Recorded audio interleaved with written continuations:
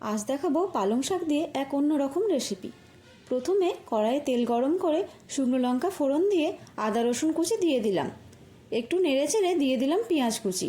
পেঁয়াজ অল্প ভাজা হয়ে গেলে সবজিগুলো একে একে দিয়ে দেব। প্রথমেই দিলাম আলু, তারপর দিলাম গাজর, মটরশুঁটি, টমেটো আর দিলাম কাঁচা লঙ্কা কুচি। এবার অল্প নেড়েচেড়ে দিয়ে দিলাম মুগ ডাল। মুগ ডালটা আমি কড়াইয়ে নেড়ে জলে কিছুক্ষণ ভিজিয়ে রেখেছিলাম। এবার সব কিছু ভালো করে মিশিয়ে দিয়ে দিলাম নুন, হলুদ গুঁড়ো, ধনে গুঁড়ো, জিরে গুঁড়ো আর অল্প কাশ্মীরি লঙ্কার গুঁড়ো।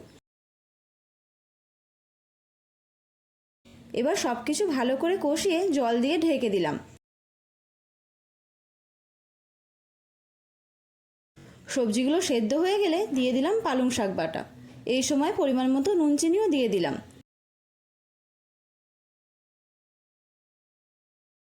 আর একটু ফুটিয়ে গরম মশলা গুঁড়ো আর ঘি ছড়িয়ে পরিবেশন করলাম পালং শাকের তরকা। এটা ভাত, রুটি, পরোটা সব কিছুর সঙ্গেই খেতে খুবই ভালো লাগে।